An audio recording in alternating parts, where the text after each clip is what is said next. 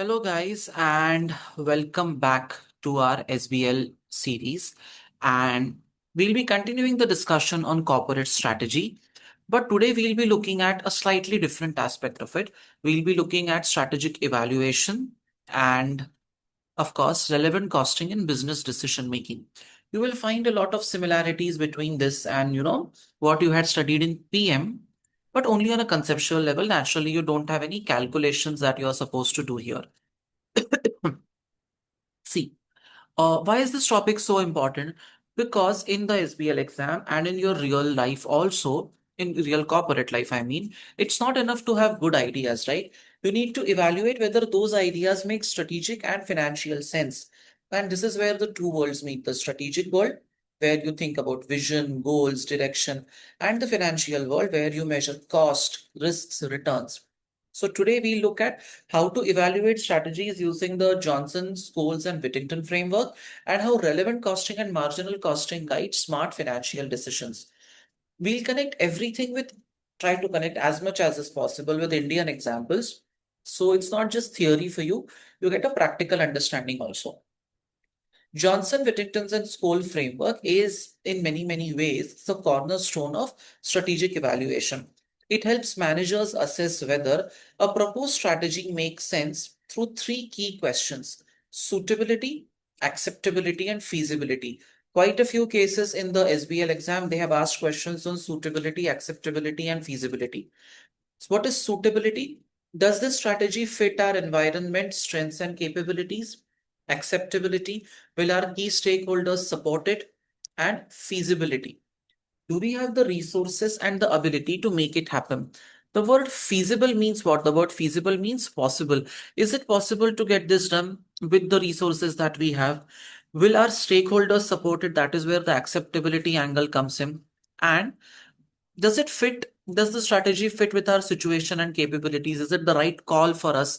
Um, for example, if I want to start my own academy and I've been thinking about it for a while, is it suitable given where I am in life? Do I have, is it aligning with my goals and vision?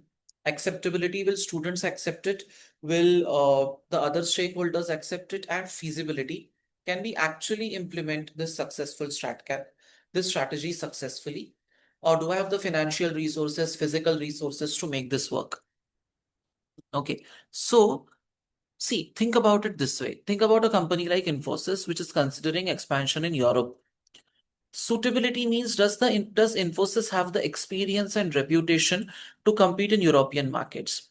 Yes, it already serves global clients, so it is suitable. Will stakeholders, employees, investors, and clients support the move? Most likely, yes, because it will enhance brand value.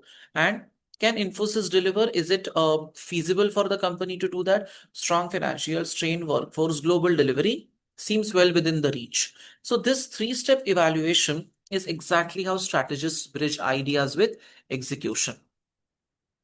Now let's try to get an understanding of, how exactly do organizations work with it. Okay. Strategic suitability assessment, as in from a long-term perspective, is there a way for you to evaluate all these aspects first and then proceed with the project? See, suitability is all about alignment. Okay. It checks whether the proposed strategy fits with the organization's internal strengths and external environment. When assessing suitability, ask three questions. Does the strategy build on what we already do well? Does it fix our weaknesses, or does it defend against, possible threats in the market? And is it consistent with our culture and mission?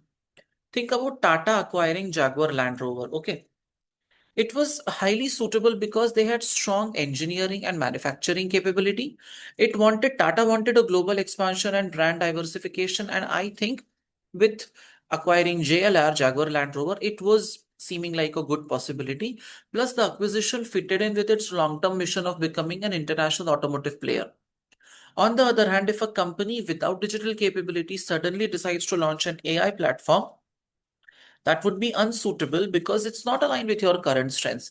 So, is it aligned with your current strengths? Do you already have some capabilities or capacity that can be leveraged further, that can be leveraged better. That is what you are trying to understand through a strategic suitability assessment. You have to think about it from all practical perspectives. And with that, let's understand the market development strategy. Okay, how does this part work? Consider a company. See, let's apply this to a simple example. Let's think of Amul. Amul deciding to expand internationally. How do we test if that strategy is suitable?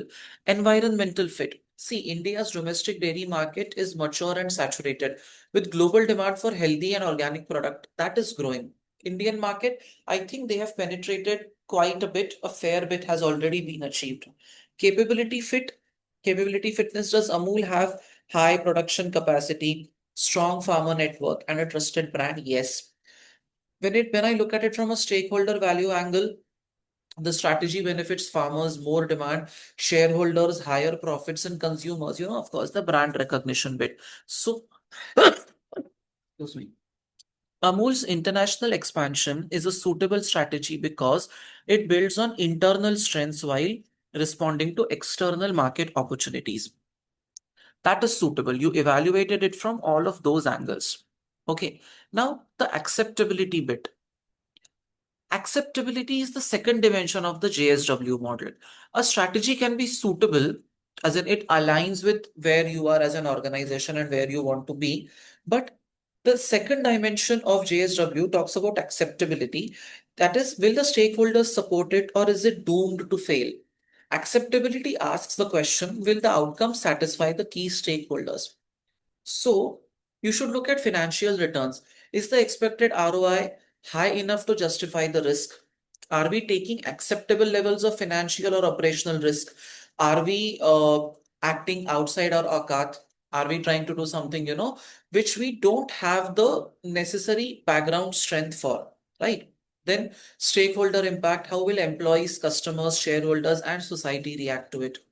See, when Reliance Industries shifted towards renewable energy, it was a bold change, but it was acceptable. Why? Because financially it opened long term growth. Socially, it aligned with sustainability goals, the way the world is moving right now. And investors supported that as a part of Reliance's diversification story. So, acceptability ensures that a strategy has organizational and stakeholder buy in. Because unless your stakeholders are aligned, starting a project such as this might not be possible for Reliance or any other company for that matter. Okay, talking about acceptability and how exactly do you evaluate whether a particular project is acceptable or not.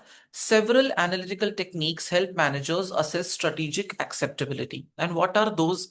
First is stakeholder analysis. Map stakeholders based on power and interest, something that we have already done and understood. This helps to understand what possible conflicts can come up and how to avoid those conflicts. Then use investment analysis techniques like NPV, IRR, and payback period to assess financial attractiveness. Uh, this is a separate discussion that we are going to do later. And before Apple launched its subscription service, naturally it used NPV analysis to ensure long-term profitability despite short-term investment costs.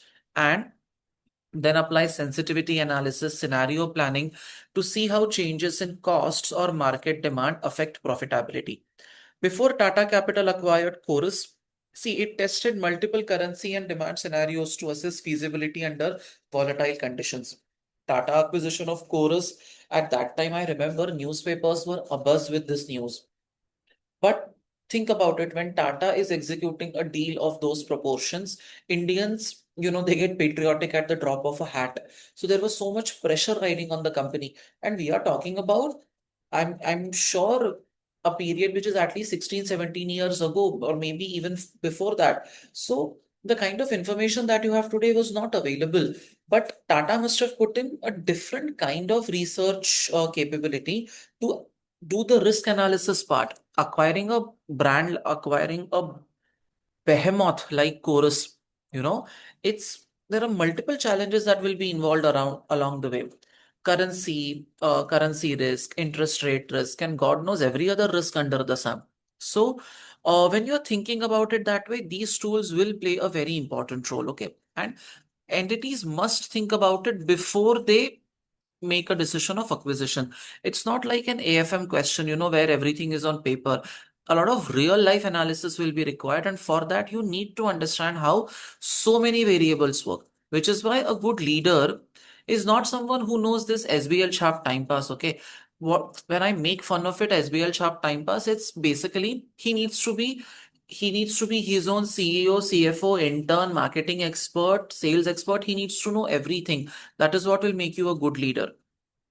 Okay, then the strategic feasibility assessment. Feasibility ensures we can actually implement the strategy. Even the most brilliant ideas will fail without proper resources. Feasibility examines resource adequacy. Do we have enough financial, human, and technical resources?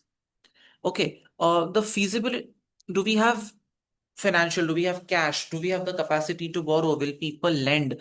Do we have the human resources to execute it? Do we have the technological knowledge to get it done for successful implementation? Can it be executed on schedule? Right. And can it be so timeline viability, competitive response? Are we prepared for competitors' reactions? Can the strategy evolve with changing conditions? Are we aligned with regulations from a legal standpoint? I mean, Ola's entry into EV manufacturing. The strategy is feasible because Ola had financial backing. India's EV policy supported the move. It leveraged its brand recognition from Ola cabs. But see, many startups that jumped into EV manufacturing without supply chain strength, they failed, proving that feasibility is often the difference between success and failure. Do you have what it takes to execute it end to end? Now comes the more important part, which is understanding relevant costs. We are slowly going back to costing, but no calculations naturally. See, relevant costing is the backbone of good decision making. The rule is simple. Only future costs and revenues that change because of the decision are relevant. In other words, if a cost doesn't change, whether you take the decision or not, ignore it.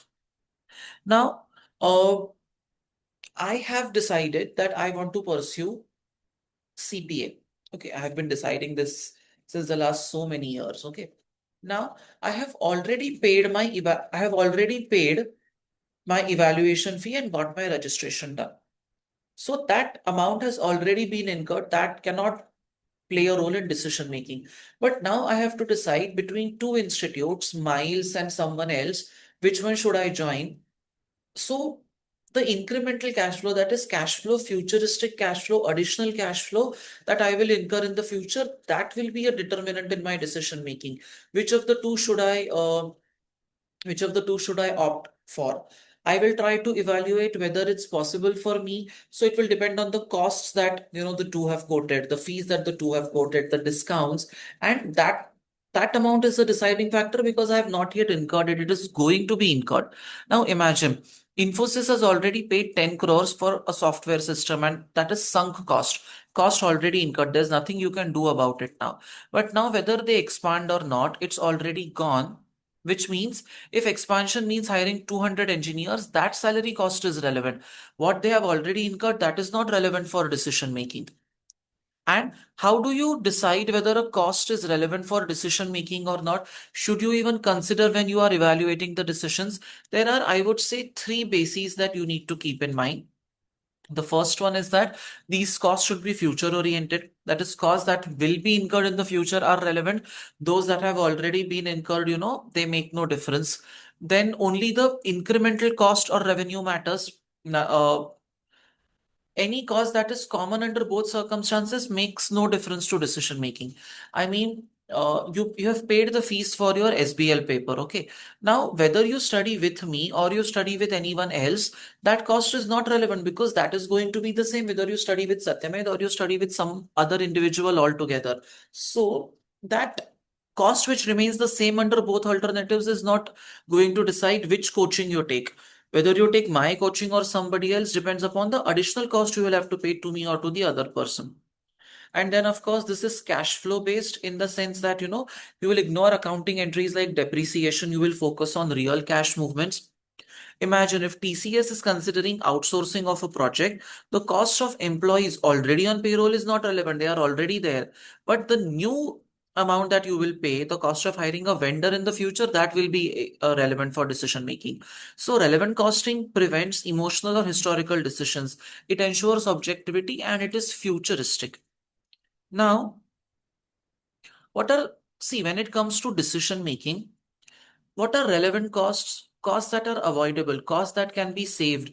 You know, if you make something in-house versus you buy something from an external supplier, here the decision of avoidable costs is maybe when you make it in-house, you incur additional uh, processing costs. But when you bring it from outside, you don't incur that cost. So the avoidable cost is relevant. Costs which are influenced by managers' decision making, something that you can control, those have to be taken into account. But costs that are already incurred, costs that have been committed means now, regardless of whether you take that decision, you will still have to incur that particular amount. You will still have to pay that particular amount. That is irrelevant for decision making. Then overheads which are shared between different departments, and which will be incurred regardless of whether this project takes off or not, like the head office overheads, they are basically apportioned between different departments. You saw that in performance management, right? So what you are trying to say at this point is that the total head office cost will be incurred regardless of whether this new project takes off or not. If the new project takes off, the cost is simply distributed over different departments or divisions. So that is your common cost, which is apportioned over departments. That is not relevant for decision making. Now, suppose Maruti considers stopping a car model. The variable cost, that is material, direct labor, those are relevant, but fixed factory costs like factory rent are not, because they will remain even if the production stops, right? So that cost is not relevant for decision making. Notional costs, recharges that don't represent real cash flows, basically, thoughts. So costs that are basically only in your head. You hota to kya hota, that kind of a situation. Those are not relevant for decision making. Only costs that are relevant are the variable costs, costs that will change under these circumstances, costs which you can control, those are relevant. Which brings us to the concept of opportunity cost. Opportunity cost is the value of the next best alternative foregone, which means if I am teaching here, then I'm not able to do, say, for example, some consulting work, and I'm losing out on an opportunity to make 5,000 rupees an hour. That is opportunity cost, cost of the next best alternative foregone. So, somebody tells me or somebody requests me that Satyamed, can you come and teach with us? I said, okay, I will teach with you. But if I teach with you, I'm losing out on an opportunity to earn 3,000 rupees elsewhere. So when I charge you, I will charge you my regular rate plus the 3,000 rupees that I'm giving up because I'm working with you. So the cost of the next best alternative foregone, that is my opportunity cost. See, from a global business perspective, Amazon faces opportunity cost every day, whether to develop new products in-house or keep on acquiring startups. Each choice sacrifices another potential gain. So opportunity costs will show up, when you are choosing between two mutually exclusive options, and you will have to decide which one to go ahead with. You will have to consider, if I do this, what is that something else which I am losing out on. Now, opportunity cost, see, if you were doing a paper like PM or APM, this would be a critical calculation. But for you, it's not such a critical or such a distinct concept at this stage, because you only need to know under the theoretical aspect of it, which means that the value of the next best alternative that you gave up, that you could not pursue, is your opportunity cost. Okay. Then let's quickly talk about the marginal costing framework. Marginal costing, it basically separates variable costs and fixed costs and focuses on the contribution each unit makes.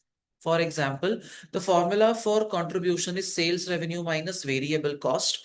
And in case of marginal costing, what you do is you only include the variable cost in the product cost, whereas fixed cost is expensed off to P&L. On the other hand, when you are talking about absorption costing, fixed costs are absorbed into the product cost, and then the product cost includes all the variable cost plus a portion fixed cost. That is the absorption costing approach. What is contribution? Contribution is sales minus variable cost. And what is profit? Profit is contribution minus fixed cost. The three key principles, that guide marginal costing is that fixed cost is expected to remain constant within a particular range. The reason why that term is called contribution is because, it helps you to that amount contributes towards recovery of fixed cost. Sales minus variable cost, the number that you get, it contributes towards recovery of fixed cost, which is why we call it contribution. And of course, it has an incremental impact in the sense that under marginal costing, only variable costs are included in the product cost and the cost of inventory. So every time one more unit is produced, you know exactly how much cash outflow you are looking at. Now, where does marginal costing come in decision-making scenarios? Marginal costing and relevant costing principles apply to four critical areas. Make or buy decisions. Should you produce in-house or should you outsource? I mean, Infosys outsources small tasks during high demand periods. When you are pricing a special order, then relevant costing will be very, very critical.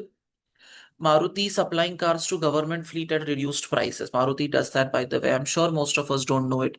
Then the decision to close a loss-making branch at that time, you will have to evaluate contribution generated from that particular location, and then resource optimization.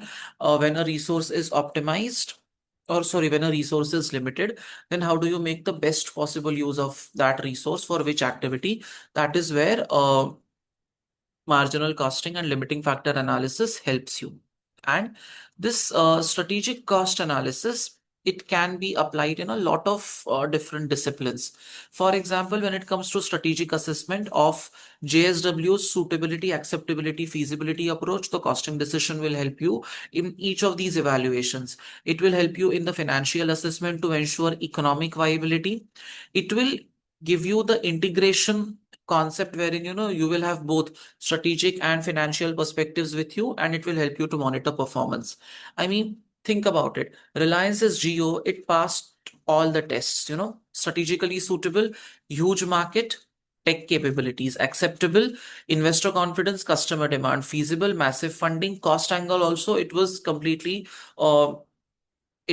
fitting in the picture. And financially, Geo's pricing strategy focused on contribution margin, earning through scale, not premium pricing. And that's the perfect example of how we as professionals will be able to guide billion-dollar strategies. So that wraps up today's session on strategic evaluation and relevant costing.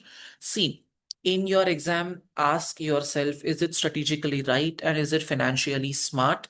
And keep on thinking like a leader so that when you get into that position, you will be able to guide the team better.